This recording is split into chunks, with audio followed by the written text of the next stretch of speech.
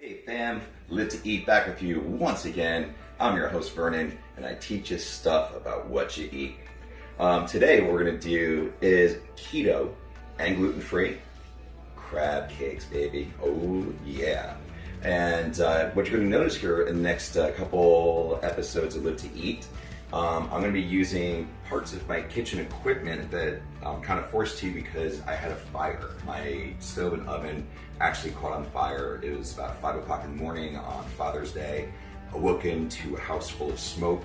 I was able to actually put it out, despite being blind, whatever. But I felt my way to the sink and doused it with huge cups of water. So I was able to mostly get it out I think I totally got it out by the time the fire department got here. But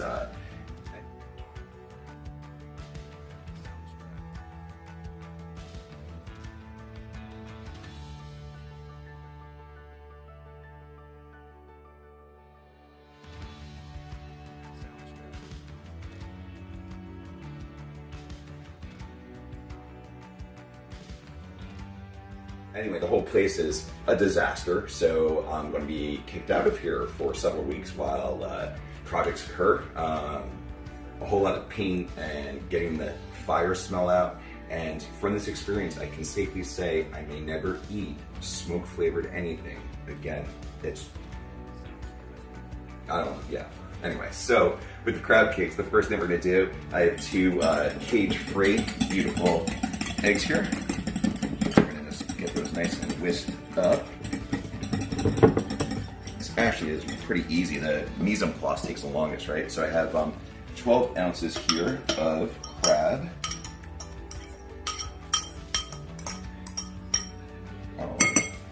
Actually, we'll switch to the fork now. Don't mess with me, whisk. All right. So get that good and set up. Now we're just gonna start adding in our seasoning. So one of which called for about, I don't know, I think it was like 1.5 teaspoons of garlic. We'll go with a full 2 teaspoons. And I also took the liberty of dusting the almond flour we're gonna use with garlic powder because I'm just crazy like that. It's fine. Didn't feel like measuring out the these things. We got about a tablespoon and a half. I'm getting mayonnaise everywhere. It's fine. That's why I got invented paper towels. And about that same amount of Dijon mustard. We'll go with that. Works for me. All right, we got 3/4 of a tablespoon. I'm sorry, 3/4 of a teaspoon of salt. Same goes with thyme. Got about 1/2 tablespoon of onion powder and 1/2 teaspoon of cayenne. Get that. Fold it on in. These flavors are coming together. So also what I'm going to do for you today is make a remoulade for you. So actually it doesn't involve a lot of these same ingredients, but obviously the proportion is going to be a little bit different, be a little spicier, get some hot sauce involved. Oh yeah. And in both of these cases, we're going to basically make them ahead of time and then give them time in the fridge to get to know each other better, meld, get cozy, Netflix and chill, whatever they might be doing. It's fine. All right, cool. So last and not least, we got about a little less than 1/2 cup of parsley. Feel free to use the fresh kind and just chop it up if you go that way with things. Fine by me. It's cool. We'll still be friends.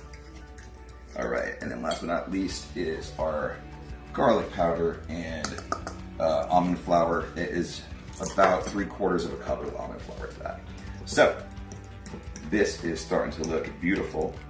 Oh, you know what? I wanted to mention one thing that for a couple of these crab cakes. So basically, how it's going to work here is you take your 1/4 cup thing, and you basically take them and just kind of plop them on a cookie sheet of parchment paper before they go in the fridge. But one thing I'm going to do for the last couple of crab cakes, little secret hack thing to help you if you're the gluten-free keto kind of thing, is I took some chicharrones, hot and spicy chicharrones, and pulsed them in a NutriBullet, and I'm going to add that to it because it's just going to give some crazy dang flavor to it. So if you have vegetarian people, they don't want to get down with no pork, either don't tell them about it, or just save it. Split up your So if your crab cakes do some with dough, it's cool. So anyway, I'm gonna get to work on plopping those things on the cookie sheet, and we'll get back with remoulade here in a second. Hey fam, crab cakes on the griddle.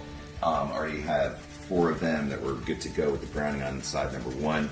I use the 2 spatula method to flip these things because crab cakes have a nasty penchant for falling apart on you. So that being the case, you know, you really got to be careful with these things. So anyway, 4 of them are on side number 2, 2 more on side number 1, and then the ones I have over here were the lucky fellows that got the hot and spicy chicharrones that I pulsed in the NutriBullet that are added to it, so they have that delightful red color. Our remoulade is in the fridge, still chilling out, you know, doing its thing. It's fine. But yeah, I'll get these things done and plated for you, and we'll wrap this bad boy up. It is crab cake time. Yes. Hey fam, we got this thing done. We got our keto, gluten-free freaking crab cakes. What's what? Did it on the panino press, you know, on the griddle side of the grates and whatever. Yeah. Boom, right? Boom. In fact, like, I'm not even like wait to end this. You know, but yeah, get all in that, but like, bro. Oh my god. Holy shit, that's what the whoop. Crap. That's awesome. Man, oh man. Those are just killer. And that remoulade is off the chain.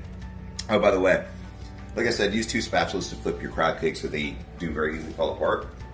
And when you pull them off, ooh, that spice, oh, that's so good. It's so good.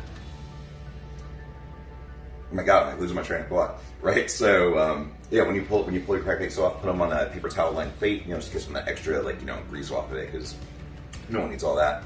But, oh my god, that is so dope. Wow. Yeah, so I'm gonna take these out right about now, and yeah, I'm gonna wash this griddle. Join us tomorrow, because I am gonna be making some cannoli pancakes with fresh whipped cream. Oh damn, right? Haven't done much in the way of breakfast. Let's give it a try. Cannoli? Oh man, you know how I rock. So anyway, thanks so much for tuning in. Live to eat keto, gluten-free crab cakes.